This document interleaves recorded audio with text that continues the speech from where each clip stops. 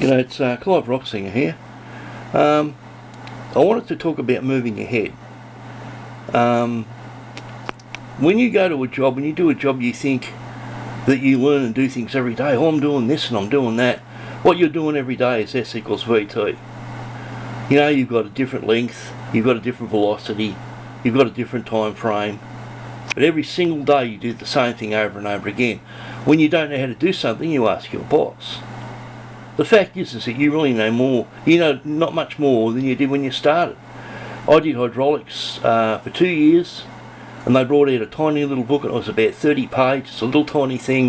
It was only about that thick. It was about the size of a pamphlet, and every single solitary thing in that book was what I knew about hydraulics, and I was horrified.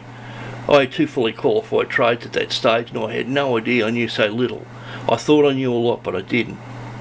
The reason is because they teach you in the education system to do things over and over again and repeat them and keep starting and coming back to zero again. You've got to not do that. And so at that particular point, I started taking records. I've now got 50 solution papers and I own my own science. And I continue to move ahead. Now, I just built this machine here. And you would argue, quite rightly so, it's a piece of junk. Yes, it is, but it works. And it's the first machine, it's my first design that I successfully made up. As you can see, it's quite complicated. There's a lot of things you've got to get right to do that. It's only done that in the last week. As you go along, you need things. Now, the first thing I'm going to do is do a complete analysis on this. Why? Because this is how you learn. You've got to step up a level. Point number 1, get the machine working. There it is, fixed. Now, what sort of bolts does it have?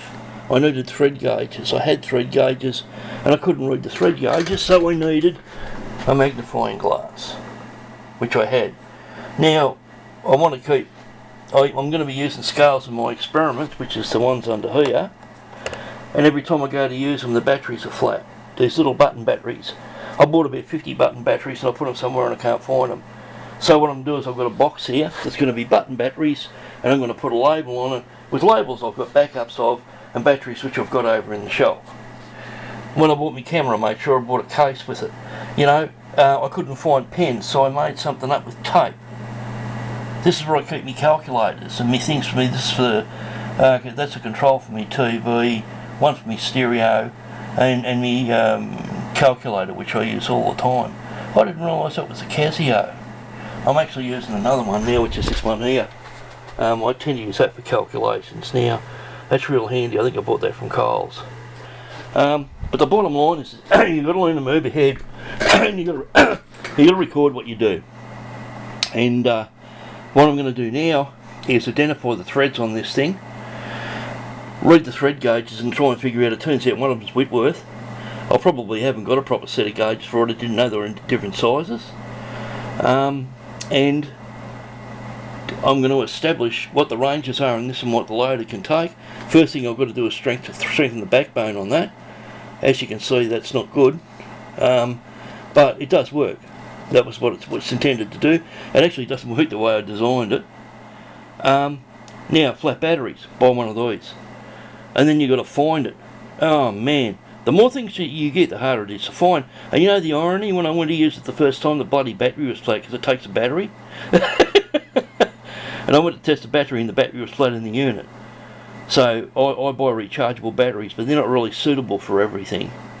If you see rechargeable batteries, grab them with both hands. I went to the electronics shop the other day, and I think they were about $9 each. And I bought every one he had. I just cleaned his stock out.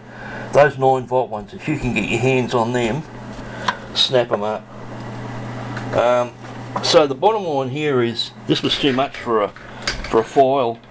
What I'm saying here is if you want to move ahead in life, you've got to realise that what you do in work is the same thing every day. You're not learning anything, you're not moving ahead. I own my own science, I'm a mathematician. I've got all these things, and I've done it at home by myself with nobody's help. I don't have to ask people how to do things, I know how to do everything myself. I've got everything that I need to do what I need to do, and if I haven't got one, I bloody buy one. You know, I bought a $1,000 Crow. I bought a $400 function generator. I needed it, so I bought it.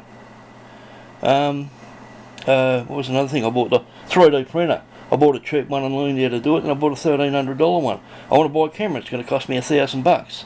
This little one served me okay, but the one I'm going to buy probably is going to be a Canon, and it's got an external audio on it, so I can get good quality audio, and I can plug it into my little Marines.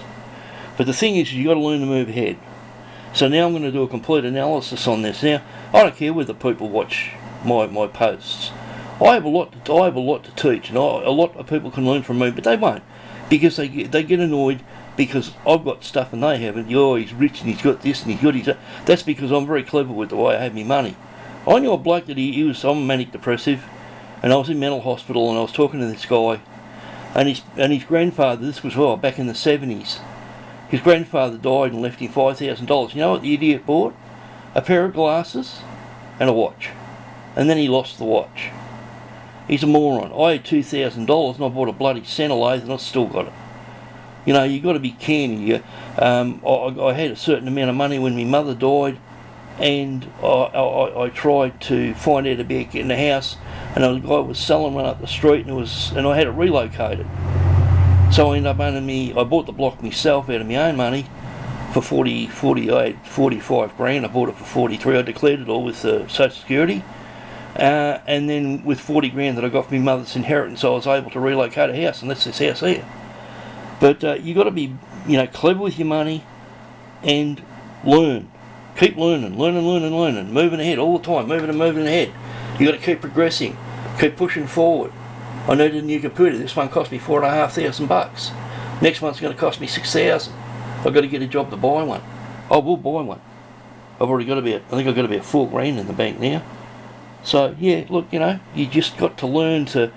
This fairy tale that you're learning things at work is bullshit. You're not learning anything.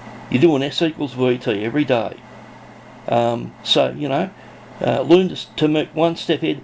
If you come back to something 6 months later and you go back to the study and you think, right, try and make one step forward so I don't have to go back to zero. All right, golden rule: keep moving forward. You've got to be there's a new band called The Warning. They're Mexicans, and they commented. They said, they've improved from last time. You've got to be an improver. The improvers are the ones that make it, like me. The losers are the ones like you that think you're doing great things at work, and then one day you don't have a job, and you'll be sitting at home twiddling your thumbs because life isn't what you think it is.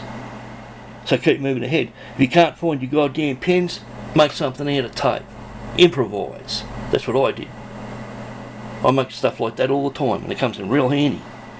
Alright, so, Clive Rocksinger over and out. I think I've upset everybody there.